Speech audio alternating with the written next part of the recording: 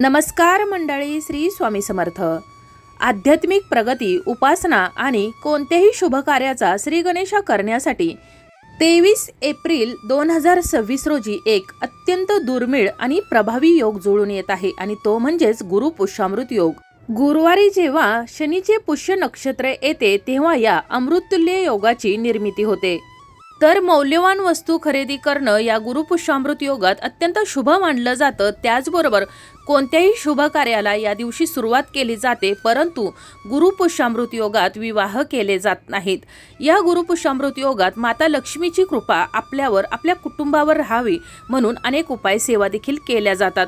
असाच एक साधा सोपा परंतु अत्यंत प्रभावी उपाय मी तुम्हाला आज या व्हिडिओमध्ये सांगणार आहे. अगदी थोड्याच दिवसापूर्वी अक्षय तृतीया होऊन गेली. या अक्षय तृतीयेला जर तुम्हाला काही उपाय करणं जर शक्य झाले नसतील तर तुम्हाला या गुरुपुष्यामृत योगात हा उपाय करायचा आहे.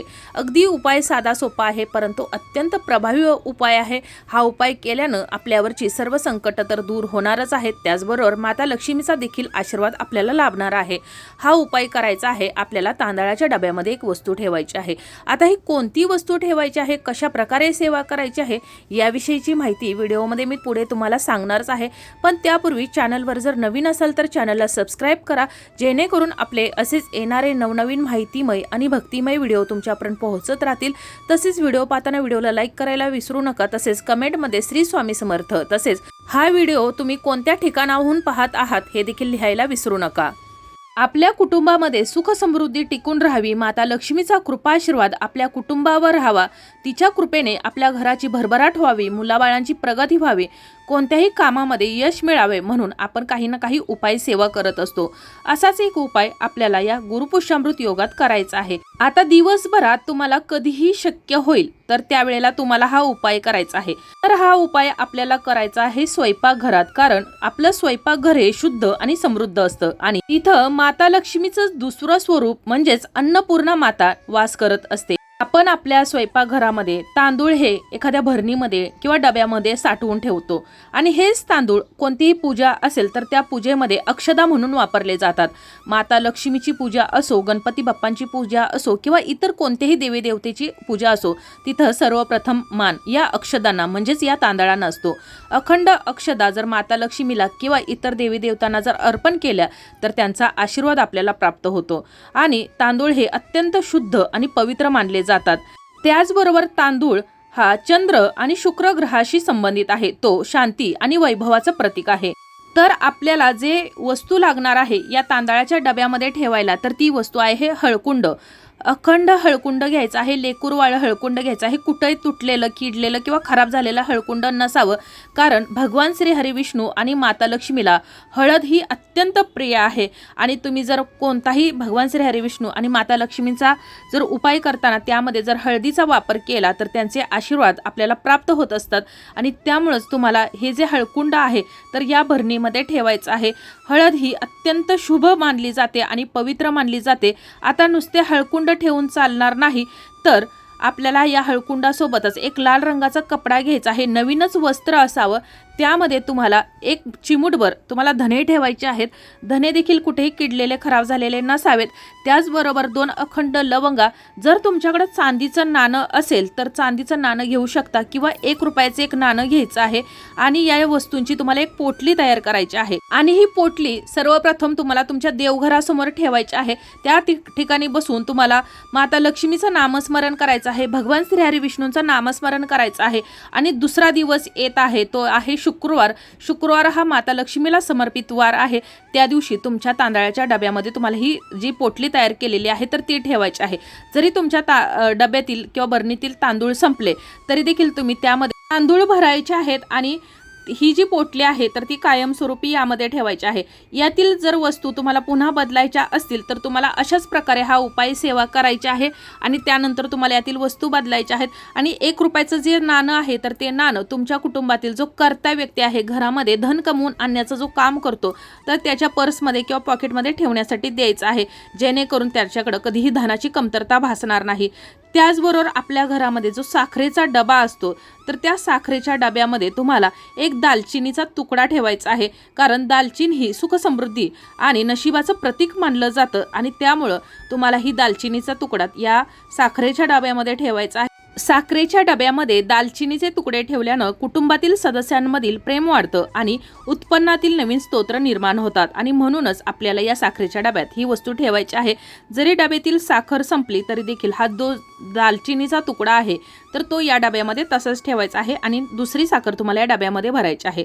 त्याचबरोबर आपल्या स्वयंपाकघरामध्ये अशी एक वस्तू आहे जी नसेल स्वयंपाकघरामध्ये तर स्वयंपाकघर अपूर्ण मानलं जातं आणि तुम्ही कितीही चांगले जेवण बनवले, पंचपक्वान बनवले आणि या पंचपक्वानामध्ये जर ती वस्तू नसेल तर तुमचं हे जेवण बेचव बनतं आणि ती वस्तू म्हणजेच मीठ।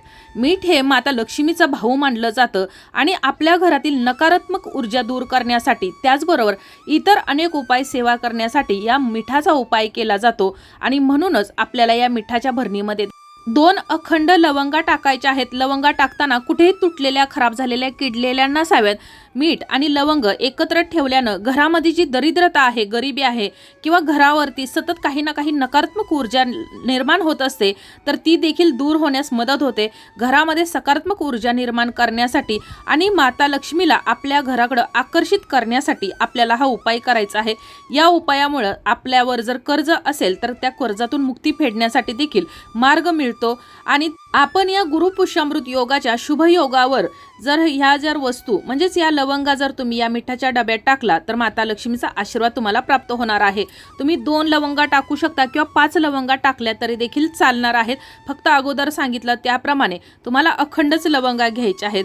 त्याचबरोबर आपला जो गव्हाचा असेल किंवा ज्वारीचा पिठाचा डबा असेल तर त्या पिठाच्या डब्यामध्ये तुम्हाला 1 रुपयाचं नाणं असेल, 2 रुपयाचं नाणं असेल किंवा 10 रुपयाचं नाणं असेल तर हे नाणं तुम्हाला स्वच्छ करून घ्यायचं आहे आणि या पिठाच्या डब्यामध्ये तुम्हाला टाकायचं आहे। या डब्यातील पीठ जरी संपलं तरी देखील तुम्हाला हे नाणं त्याच ठिकाणी ठेवून द्यायचं आहे। तुमच्याकडं जर गव्हाचा आणि ज्वारीचे दोन्ही डबे असतील तर त्या दोन्ही डब्यामध्ये तुम्हाला हे जे 1 रुपयाचं नाणं किंवा 2 रुपयाचं, 10 रुपयाचं जो कोणतंही नाणं असेल तर ते तुम्हाला टाकायचं आहे। आपण नेहमी पाहतो की कोणतीही माता लक्ष्मीची मूर्ती असेल, फोटो असेल किंवा इतर कोणतीही प्रतिमा तुम्ही जर पाहत असाल तर माता लक्ष्मीच्या हातामधून आपल्याला नाणी पडताना दिसतात आणि नाणी ही माता लक्ष्मीचं प्रतीक मानलं जातं आणि हीच नाणी आपण पिठाच्या डब्यामध्ये ठेवल्यानं अन्नामध्ये बरकत येते आणि आपले जे आर्थिक योग आहेत तर त्यामध्ये वाढ होत जातो आणि म्हणूनच आपल्याला या गव्हाच्या पिठामध्ये किंवा ज्वारीच्या पिठामध्ये तुम्हाला ही जी मी नाणी सांगितली आहेत तर त्यापैकी तुम्हाला कोणतेही नाणं ठेवणं शक्य होत असेल तर ते तुम्हाला ठेवायचं आहे। हे उपाय अगदी सात्विक आहेत आणि हे जर तुम्ही उपाय करताना अगदी श्रद्धेने आणि निष्ठेने केले तर तुमच्या घरामध्ये कधीही धनधान्याची, संपत्तीची कमतरता भासणार नाही। तुमच्या कुटुंबावर माता लक्ष्मीचा नेहमी कृपाशीर्वाद राहणार आहे आणि घराची भरभराट होणार आहे।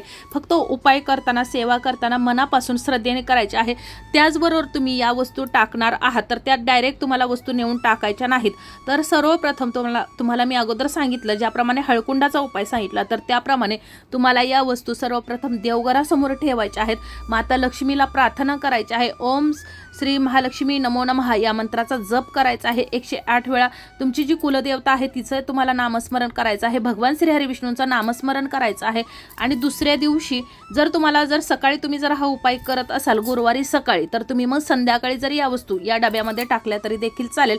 जर तुम्हाला सकाळी जर शक्य झालं नाही तर तुम्ही संध्याकाळी या देवघरासमोर ठेवायच्या आहेत आणि शुक्रवार हा माता लक्ष्मीला समर्पित वार आहे तर या दिवशी तुम्ही जर या वस्तू या डब्यामध्ये टाकल्या तरी देखील चालेल। उपायासाठी तुम्हाला मी सांगितल्या त्याप्रमाणे सर्व वस्तू अखंडच घ्यायच्या आहेत। माता लक्ष्मीला अखंड वस्तू अत्यंत प्रिय आहेत आणि म्हणूनच कोणताही माता लक्ष्मीचा उपाय करताना अखंड वस्तू घ्यायच्या आहेत जेणेकरून आपण केलेल्या सेवेचं, उपायाचं आपल्याला अखंड फळ प्राप्त होणार आहे। त्याचबरोबर नुसते उपाय आणि सेवा करून चालत नाही तर त्याला मेहनतीची देखील जोड असायलाच हवी।